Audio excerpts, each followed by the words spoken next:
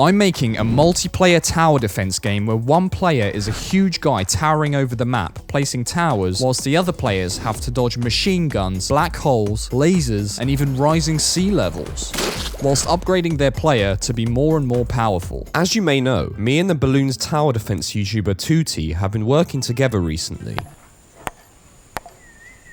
Not too long ago, we got the idea to make a proper Steam game together. Here's the start of the process. I started with the character, and because this game will be on Steam in the future, I have to buy one or make one all by myself, which is why I'm currently procrastinating looking up how to make chicken shawarma at home. It wasn't too bad in the end. I found this great video which made it a lot easier. Damn, look at this boy. He's perfect. I want the characters in this game to be floppy, Similar to Fall Guys or Human Fall Flat. which I've made in the past, but when I did it here, the character just kinda dissolved. This type of movement is called physics-based movement. It's more complicated than just pressing a button and having the character slide in a certain direction. Each limb of the character has a joint and collision boundaries which let it interact with the outside world. So once all the limbs are connected, we can up the spring amount and the character will stand up. A solid few days of crying later, I had this physics-based movement, which means we can now bully our character and he will react. The only thing annoying me is the legs, which just kind of drag behind him. I first tried adding animations to fix this, but it still didn't look too great. The limbs would just kinda drag against the floor and sometimes got stuck. I settled on procedurally generated animations, which fit the silly theme perfectly because of how badly I coded it. And if you think this looks bad, this is what it looked like before. It works by locking the legs to the floor, and when they get too far from an invisible target, it moves one of them. The code is pretty nice and neat, right?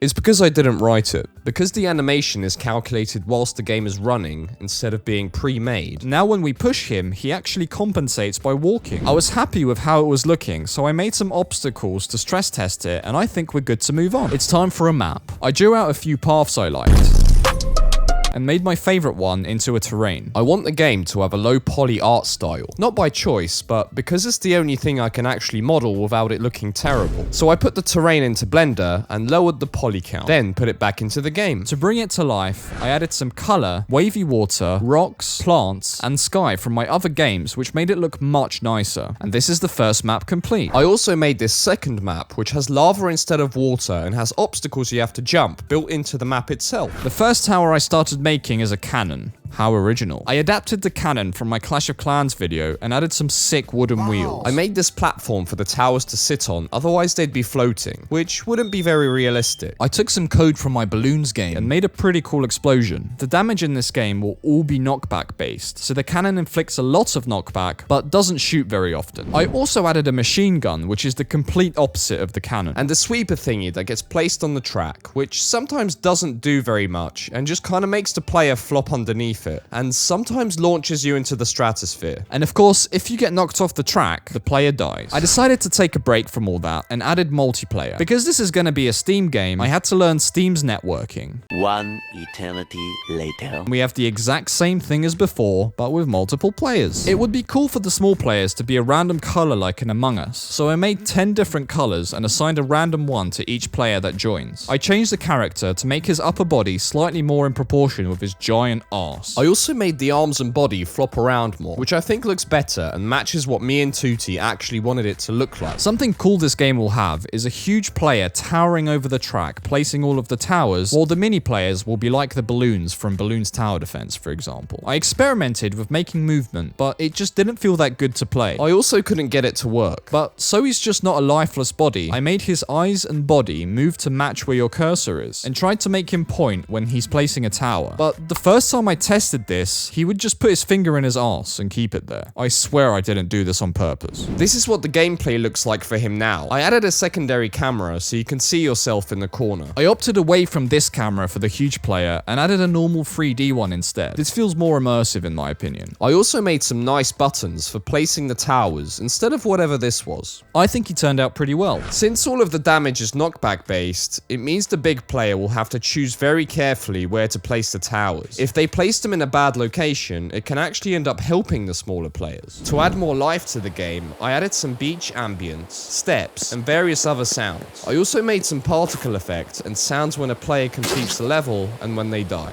This game, like most tower defense games, will have rounds. When one starts, instead of just having a text appear suddenly, like an amateur, I downloaded something called a tweening library, which lets you make simple animations like this. That really sounded like an advert. Throughout the round, the water level will rise. At the end of any round, any remaining small players will be killed by the water. This way, we don't need to have an ugly timer in the corner of the screen, and it brings awareness to real-world events. I am under the water. Please help me. In between rounds, players will go into this safe zone where they'll be able to buy upgrades and watch the lesser mini players still struggle to complete the level. I also added a score system, so when a mini player dies, one life gets taken away from the mini players, and when a mini player completes a level, the huge player will lose a life. It's time for the sponsor, this game. Go wishlist it on Steam or I will be mad. Link in description. I decided to add a black hole tower. I followed a tutorial to make this cool effect and made the player get sucked in if they get too close. It's not that strong on its own, but it's pretty good when paired with another tower like this. The mini player still needs some upgrades, so I proceeded to make a 3D model for every single upgrade. The upgrades are split into a speed tree, utility tree, and tank tree. They're unlocked in a similar way to Skyrim skills. The tank tree has shields which get progressively more powerful. Then the tree splits and you can pick between a big, powerful shield which only blocks from one direction, or a force field which has no weak spots but less health. In the future, I want to branch these out even further and have tons of options, but for now, I'm gonna stop here. Some of the other upgrades include a spinny hat from the utility tree which lets you jump higher and fall slower, and rocket boots which speed you up a huge amount. Combined, they actually let you jump over pretty big parts of the track. Another fun combo is a tanky build with metal boots which reduce knockback by half and the colossal shield. Oh, and the upgrade shop is manned by a guy named Joe. Don't fuck with him.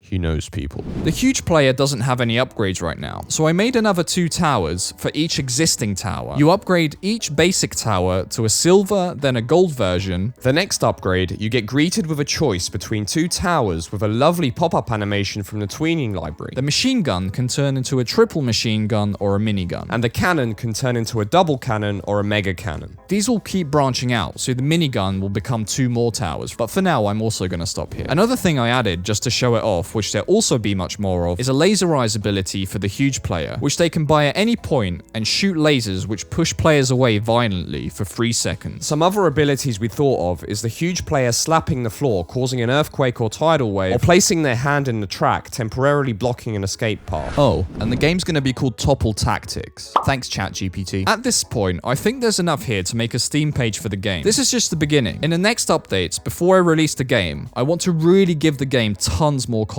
If you have any ideas for the game, let me know. Make sure to sub, because we're getting really close to 100k. If you want to wishlist the game, the link is in the description. See you next video.